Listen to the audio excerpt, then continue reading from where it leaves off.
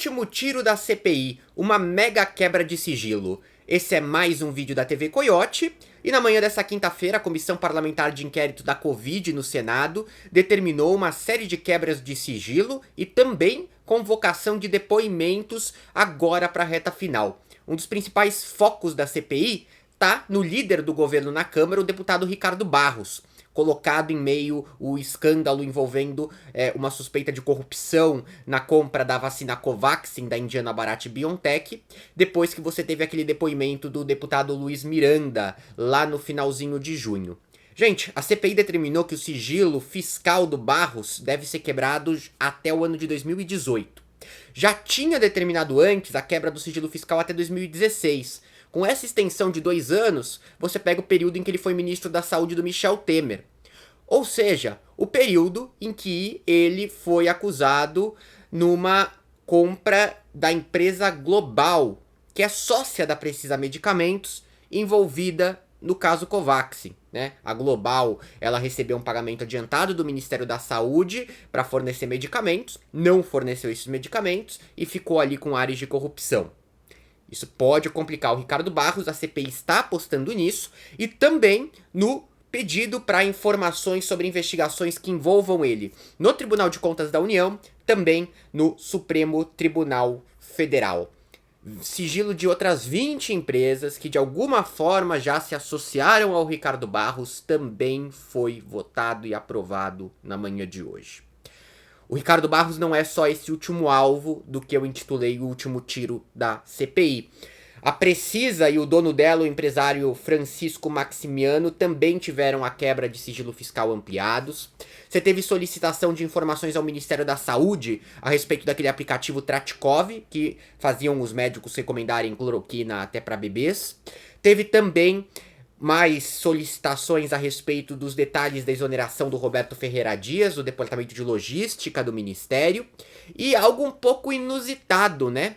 A comissão aprovou a quebra de sigilo fiscal de nada mais nada menos do que Frederic Wassef, o Fred Wassef, figura que ganhou muita notoriedade como advogado do presidente da República Jair Bolsonaro, do filho dele Flávio Bolsonaro. Ele aparece em todos os cantos e situações. É uma pessoa onipresente. Ganhou toda a mídia quando Fabrício Queiroz foi preso na casa dele em Atibaia em meados de junho do ano passado. E agora aparece na comissão parlamentar com o requerimento do relator Renan Calheiros, que solicitou a quebra alegando que foram interrelacionados comportamentos, transferências monetárias e ligações societárias entre diversas empresas investigadas e pessoas, entre elas o Fred Wassef. Então pode aparecer coisa dele também. Ele não teve a quebra de sigilo por ser advogado do Jair, por ser advogado do Flávio, por estar envolvido no caso Fabrício Queiroz e tantas outras coisas. É algo novo.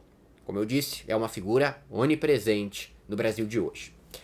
E claro, entrando na questão midiática dos canais que propagam fake news, inclusive aqui no YouTube, a comissão também determinou quebra de sigilo do Alan dos Santos, do canal Terça Livre, do Oswaldo Eustáquio e do Bernardo Kuster, que são conhecidos bolsonaristas e propagadores de notícias falsas na internet. Para finalizar esta parte, Fibbank, né, uma nova instituição agora aparece no escopo das investigações. Você tem a determinação da quebra de sigilo fiscal, bancário, telemático e telefônico da Fibbank, né, uma instituição financeira que teria dado garantia a respeito do negócio entre a Precisa e o governo federal na compra da Covaxin. Os diretores do Fibbank também foram convocados para depor. Isso aqui é um resumo de dezenas e dezenas de requerimentos votados na manhã de hoje. Requerimentos da última leva.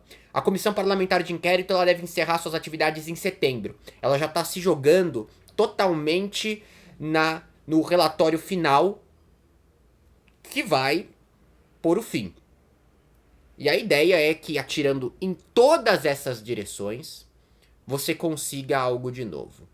Já é o momento praticamente da gente começar uma retrospectiva da Comissão Parlamentar de Inquérito. É o seguinte, pessoal, no dia 13 de abril, em meio àquela determinação do Barroso pela abertura da CPI, que estava lá sendo empurrada pela barriga pelo presidente do Senado, Rodrigo Pacheco, eu publiquei o vídeo A CPI da Covid vai melar, era uma pergunta. Muita gente falando isso aí vai dar em pizza. Bom, eu disse naquele vídeo o que é praxe em boa parte das comissões parlamentares de inquérito. O principal ponto delas é atrair os olhares da opinião pública, é atrair a atenção de todos para o que está sendo investigado, é revelar fatos novos para a imprensa, para o grande público. O de menos, o que no geral gera menos consequências, é a parte da investigação em si. Já era esperado que a CPI criasse um estardalhaço, não era esperado que ela criasse consequências sérias do ponto de vista jurídico.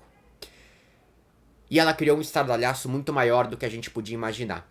Ela serviu como uma retrospectiva do ano de 2020. Relembrar, ponto a ponto, detalhe a detalhe, com alguns acréscimos, com alguns bastidores a mais, toda a política negacionista do governo Bolsonaro, toda a política de defesa da imunidade de rebanho, que existe com vacina, não existe com contaminação em massa. O governo trabalhou por uma contaminação em massa, fez um ótimo trabalho. Estamos no top 10 em mortes por milhão de habitantes. Estamos em segundo lugar no número bruto de mortes totais. E também toda a coisa de charlatanismo pregada por médicos que assessoraram o Bolsonaro. Aquilo que a gente sabia o que era ganhou nome, gabinete paralelo. Tudo isso é importante do ponto de vista histórico, é importante do ponto de vista de entendimento e de lembrar tudo de 2020. Só que a CPI fez muito mais. Ela trouxe também para a opinião pública, para todos, uma noção que a gente não tinha. Não era só negacionismo, não era só uma política focada na morte. Muito mais do que isso, havia também corrupção. Haviam interesses pessoais por parte de todos que dirigiram a política de saúde do país. O escândalo do não respondimento dos e-mails da Pfizer, até a compra suspeita da Covaxin, até uma compra de uma vacina que nem estava disponível de verdade, através da Davat, doses da AstraZeneca que nem sequer existiam, a existência de 2 núcleos no Ministério da Saúde, o núcleo militar e o núcleo político, muito ligado ao progressistas, disputando por dinheiro, verba legal, propina. Tudo isso é fato novo que a CPI trouxe a público. É muito difícil ainda, é muito difícil de que isso tenha consequências reais, judiciais. De um lado, o presidente da República, totalmente livre. Lira não levará adiante, pelo menos no momento, nenhum processo de impeachment ligado aos crimes de responsabilidade. Todos que o Bolsonaro já cometeu, mas também os revelados pela comissão. Augusto Aras, do outro lado, não fará nada com relação aos crimes comuns. E além disso, deve ser reconduzido à Procuradoria-Geral da República. Foi marcada hoje um momento da recondução. Eu vou gravar sobre isso, sobre a possibilidade remota de que o Aras mude de postura agora, sendo reconduzido. Bom, a comissão também deixou exacerbado que essa disputa interna no Ministério da Saúde ela não era algo isolado no governo. Não havia apenas um consentimento por parte do Palácio de Planalto, havia também uma participação. Vários indícios indicaram que o Ministério da Casa Civil estava com a mão ali, pressionando para a compra de determinados imunizantes, os mesmos cercados de suspeitas, e segurando a compra de outros, como o caso da Pfizer, como o caso da Coronavac, do governo de São Paulo, do Butantan. Nesse sentido, também não deve ir muito adiante. O ministro da Casa Civil da época, o Walter Braga Neto, ele ficou de fora dessa lista de quebra de sigilo e também para depor. Ele coordenou as ações de enfrentamento à Covid-19 enquanto estava à frente do Ministério da Casa Civil. Ele ficou de fora porque agora ele é ministro da Defesa. E sim, isso serve como uma forma de intimidação aos senadores, que não querem arrumar um atrito ainda mais potente com as Forças Armadas em meio a todas as ameaças do momento. Mostrando que, em certa medida, essas ameaças funcionam para intimidar. Não vai dar nada para ele. Eduardo Pazuello foi depor, mentiu, foi ameaçado pelo presidente da comissão, Omar Aziz. Se você mentir de novo, eu te prendo. Para não ter que prender, uma nova convocação não foi feita. Seria mais um desgaste. Pazuello provavelmente não será responsabilizado. Se for, vai levar tempo e essa responsabilização deve ser bem leve. Afinal, nem colocado na reserva nas Forças Armadas ele foi. Gente, ponto de vista de apelo popular, a CPI foi um estouro. Retrospectiva do que já se sabia, retrospectiva importante, boa, trouxe à tona, e fatos novos. A corrupção foi colocada no meio do jogo. Ela estava acontecendo e a gente não saberia que ela ocorreu. Você, inclusive, brecou a possibilidade de que o negócio fosse adiante, de que a compra da Covaxin passasse de uma mera intenção e de uma mera reserva no orçamento. Essas quebras de sigilo são uma tentativa da CPI de não se desidratar no final. A coisa ficou um pouco batida. Depois das revelações Covaxin e Davachi no final do mês de junho, não teve muita novidade. Eles se aprofundaram nisso, mas se depararam com um esquema muito confuso. A ideia é nova estardalhaço na opinião pública, se possível, rechear o relatório de forma que se possibilite, pelo menos em algum grau, uma responsabilização real de todos os envolvidos investigados. Vamos ver. É muita informação nova que vai aparecer, pode surgir alguma novidade.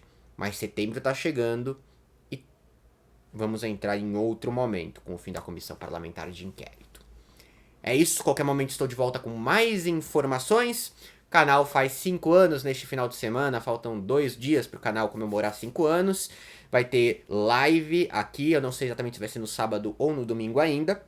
De qualquer forma, também promoção no Coyoteflix de R$ 9,90 por R$ 5,70. Coyoteflix é meu streaming, hub de cultura, informação e entretenimento. Você tem vídeos exclusivos do canal para ficar bem informado, vídeos de bastidor, muitos vídeos muito bons, e também mais de 1000 filmes clássicos, séries, desenhos. Entrou agora Os Três Patetas, Popeye e outros desenhos que não estavam presentes, então recomendo. Quem assinar agora por R$ 5,70 paga esse preço para sempre.